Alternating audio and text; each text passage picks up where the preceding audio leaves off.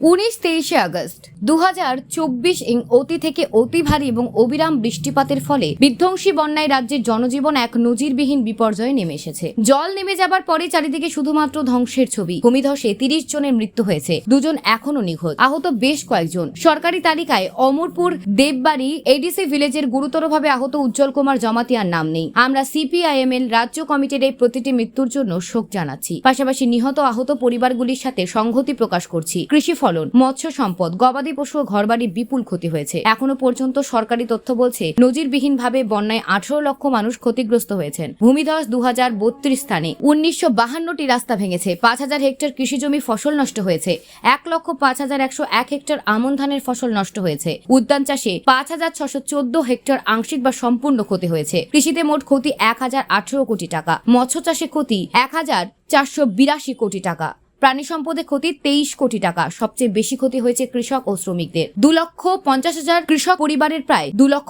মানুষ শিবিরের ও টিলা ভূমিতে বাড়িঘরের আশ্রয় নিয়েছিলেন। 75%, 80% কৃষকের কৃষিজমি নষ্ট হয়ে গেছে। বন্যা প্লাবিত এলাকায় পানীয় জলের সংকট সবচেয়ে বড় সমস্যা হয়ে দেখা দিয়েছে। মাননীয় মুখ্যমন্ত্রী সর্বদলীয় মিটিং এর পরে বলেছেন প্রাথমিক হিসাবে ক্ষতি 15,000 কোটি টাকা। কেন্দ্রীয় সরকার ও রাজ্য সরকার অতি ভারী বৃষ্টিপাতের সম্পর্কে আগাম সতর্কবার্তা জারি করতে এবং মানুষজনকে সময় থাকতে সরিয়ে আনতে সম্পূর্ণ ব্যর্থ হয়েছেন। এদিকে কেন্দ্র রাজ্যকে দিয়েছে ত্রাণ তহবিলে, সব মিলিয়ে ত্রাণের কাজেও যথেষ্ট ঘাটতি। খাদ্য, জল ও ঔষধের অভাব উদ্বেগ সৃষ্টি করেছে। ত্রাণ সামগ্রী ও খাদ্যবস্তুর সরবরাহ যথেষ্ট নয়।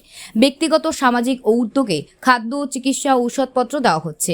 মৃতদের পরিবার এখনো ক্ষতিপূরণের টাকা পায়নি। ই শ্রম কার্ড ভুক্ত শ্রমিকদের ব্যাংক অ্যাকাউন্টে কোনো টাকা দেওয়া হয়নি। কৃষিজমি চাষের উপযোগী কৃষকরা কোনো সহায়তা পায়নি। সহায়তা না পেয়ে কৃষকরা এখন নিজেরাই উদ্যোগী হতে শুরু করেছেন, কিন্তু তা সবার পক্ষে সম্ভব নয়। শ্রমিকদের কাজ নেই, বাজারে জিনিসপত্র অগ্নিমূল্য। আপনাদের প্রথমে সম্মেলনে স্বাগত জানাই। মূলত যে বন্যা যেটা হয়েছে 19 থেকে 23 আগস্ট, যে অবিরাম এবং ভারী বৃষ্টিপাতের ফলে সাংঘাতিকভাবে ধ্বংস হয়েছে ত্রিপুরা।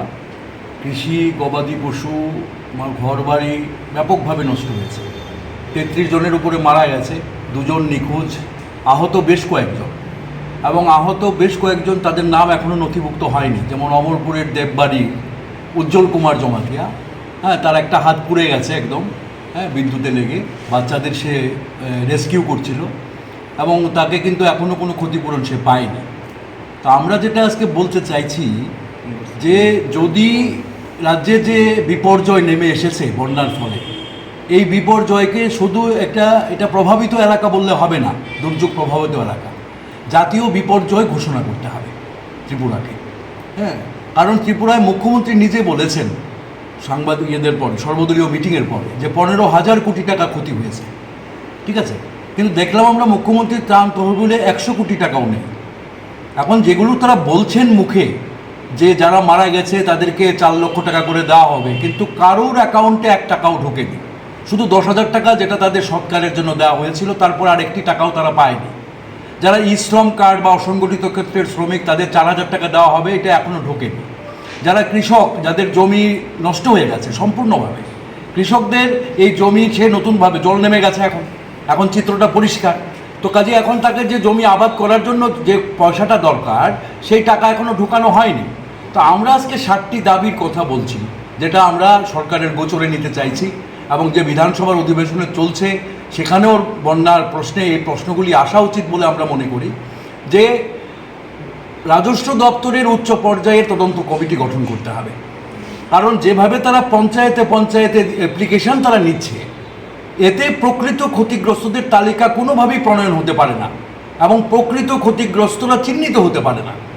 এটা রেভিনিউ ডিপার্টমেন্টের কাজ। কাজেই রাজস্ব দপ্তরকে উচ্চ পর্যায়ে তদন্ত কমিটি করে গ্রামে গ্রামে কী কী ক্ষতি হয়েছে তার তথ্য সংগ্রহ করতে হবে এবং ক্ষতিপূরণের ব্যবস্থা করতে হবে। এবং এখানে আমরা নির্দিষ্ট করে বলছি যে কৃষি জমি এবং কৃষক এবং কৃষি শ্রমিক যাদের ক্ষতি হয়েছে, সেই ক্ষেত্রে আমরা বলবো যে কৃষকদের দীর্ঘমেয়াদী সুদহীন 5 লক্ষ টাকা করে দিতে হবে তার জমিটাকে প্রস্তুত করা এবং চাষবাস করার জন্য। যেটা জমি প্রস্তুত করার জন্য দেবে, এটা তো এককালীন দেবে, কিন্তু 5 লক্ষ টাকা দীর্ঘমেয়াদী ঋণ দিতে হবে। আমরা এখানে বলছি যে যাদের ঘর একেবারে সম্পূর্ণ নষ্ট হয়েছে, সেই পরিবারকে 5 লক্ষ টাকা দিতে হবে এবং যাদের আংশিক ক্ষতি হয়েছে তাদেরকে 3 লক্ষ টাকা দিতে হবে। তাহলে হয়তো সে ঘুরে দাঁড়াতে পারবে। মানুষ এখন আত্মবিশ্বাসী হয়েছে যে আমরা ঘুরে দাঁড়াবো, কিন্তু যে পরিমাণে ধ্বংস হয়েছে সেখানে যদি সবাই মিলে সাপোর্ট না করে, কারণ আমরা শুরু থেকে দেখছি যে আমরা জানি যে আইএমডি, হ্যাঁ, ইন্ডিয়ান মেটেরোলজিক্যাল ডিপার্টমেন্ট, সে আবহাওয়া বার্তা দিয়েছিল যে ত্রিপুরায় অবিরাম বৃষ্টি হবে, কিন্তু সরকার সেই সতর্ক বার্তাকে জনগণের কাছে পৌঁছায়নি। কেন্দ্র কি রাজ্য, তারা সম্পূর্ণভাবে ব্যর্থ হয়েছে, যে কারণে এত ক্ষতি হয়েছে, নাহলে এতটা ক্ষতি নাও হতে পারত।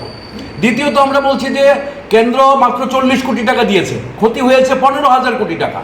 বলছেন সারা রাজ্য এফেক্টেড এরিয়া, তাহলে টাকা কোথায়? মানুষের কাছে টাকা যাচ্ছে না কেন? মানুষ কেন খাদ্য বস্তু পর্যন্ত ঠিকভাবে পাচ্ছে না, ওষুধপত্র পাচ্ছে না? ত্রাণ শিবিরও ছিল না, এখন বাড়িতে গেছে, বের করে দেওয়া হয়েছে ত্রাণ শিবির থেকে। এখন আমি আপনাকে গার্দাংয়ের ছবিটা বলছি। গার্দাংয়ে আপনার টোটাল যে পরিবারগুলো আছে, এর মধ্যে 20 থেকে 22টি পরিবার তারা এখন বাড়িতে শিবিরে আছে। এর মধ্যে 6টি পরিবারের ঘর বাড়ি কিচ্ছু নেই। 2 পরিবারের 7 জন মারা গেছে। 10,000 টাকা করে এসডিএম টাকা দিয়েছে সৎকারের জন্যে, আর কোনো টাকা তারা পায়নি। আর এই 6টি পরিবার যে বাড়িতে যাবে, কোনো উপায় নেই, কিচ্ছু নেই, বাড়ির কোনো চিহ্ন নেই। তাহলে ওই পরিবারের বাড়ি তৈরি করার জন্য, তাদের খাওয়া দাওয়ার জন্য ব্যবস্থা কোথায়? মানুষ সাহায্য করছে, বেসরকারি উদ্যোগে, সামাজিক সংস্থার উদ্যোগে, ব্যক্তিগত উদ্যোগে মানুষ সাহায্যের হাত বাড়িয়ে দিয়েছে, কিন্তু সরকারকে আমরা খুঁজে পাচ্ছি না। সরকার এবং শাসক দলকে আমরা কিন্তু বাস্তবে পাচ্ছি না। হ্যাঁ, মানুষ করছে। তো আমরা এটা বলতে চাই আজকে যে 100 কোটি টাকার কম ত্রাণ তহবিল দিয়ে মুখ্যমন্ত্রী যে বারবার বলছেন যে আমরা এই করব, কিন্তু কিছুই তো বাস্তবে হচ্ছে না। কাজেই রাজ্যকে জাতীয় বিপর্যয় এলাকা ঘোষণা করতে হবে এবং সামগ্রিক ক্ষতিপূরণের ব্যবস্থা করতে হবে, মানুষ যাতে উঠে দাঁড়াতে পারে। কৃষি জমিকে পুনরায় আবাদের আওতায় আনতে হবে সরকারকে অগ্রাধিকারের গুরুত্ব দিয়ে। আর আমরা বলছি এখন একটা জব ক্রাইসিস ব্যাপকভাবে, যেখানে ফ্লাড, সেখানে তো ব্যাপক ফ্লাড এরিয়া নয়, এমন এরিয়া তো মানুষের আজকে কাজ নেই, ঘরে তাদের চাল নেই, খাদ্য নেই। কাজেই আমরা বলছি যে বন্যা কবলিত এলাকার জন্য 300 দিনের কাজ এবং 600 টাকা মজুরি, আর বাকি এরিয়ার জন্য 200 দিনের কাজের ব্যবস্থা জরুরি ভিত্তিতে সরকারকে করতে হবে। হ্যাঁ, না হলে এটা হবে না।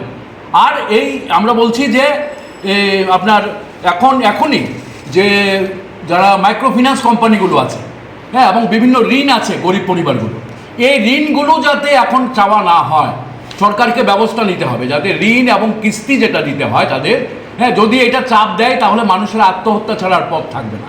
কাজে সরকারকে এই দায়িত্ব নিয়ে, হ্যাঁ, মাইক্রো ফিন্যান্স কোম্পানি বা ছোটোখাটো যে ঋণ আছে, গাড়ি ঘোড়া, অনেক গাড়ি, আমি কালকে গেলাম ফুটামাটিতে, অন্তত 10টা গাড়ি দেখেছি জলে ইঞ্জিন নষ্ট হয়ে গেছে। এই গাড়ি ঠিক করবে, সে কিস্তি কী করে চালাবে? কাজে শুধু মাইক্রো ফিন্যান্স নয়, যেগুলো প্রাইভেট ফাইন্যান্স আছে সেগুলোকেও যাতে কিস্তি স্থগিত রাখে, সেই ব্যবস্থাটা সরকারকে করতে হবে। আর যারা বাড়িতে গেছে ত্রাণ শিবির থেকে, তাদের জন্য ফ্রি ডাবল রেশনের ব্যবস্থা করতে হবে। হ্যাঁ, তারা যাতে ফ্রিতে খাদ্য পায় এবং অন্তত 6 মাস তাদেরকে খাদ্য দিতে হবে, যাতে মানুষ নিজের পায়ে আবার ঘুরে দাঁড়াতে পারে। এই 7 দফা দাবি আমরা সরকারের গোচরে নিতে চাইছি। আমরা আশা রাখবো যে সরকার বাহাদুর, হ্যাঁ, যথাযথ পদক্ষেপ নেবেন। এখনও আমরা আশা করি, তারা মুখে বলছেন কাজে কিছু হচ্ছে না, কিন্তু আমরা এখনও আশা করি যদি সরকার বাহাদুর এটা না করেন তাহলে আমরা বাধ্য হব আমরা আন্দোলনে নামতে, জনগণকে সাথে নিয়ে। কারণ এছাড়া ত্রিপুরার মানুষের বাঁচার উপায় থাকবে না। হ্যাঁ, এই বার্তাটাই আমরা আপনাদের মাধ্যমে রাজ্যের মানুষের কাছে নিতে চাই। ধন্যবাদ।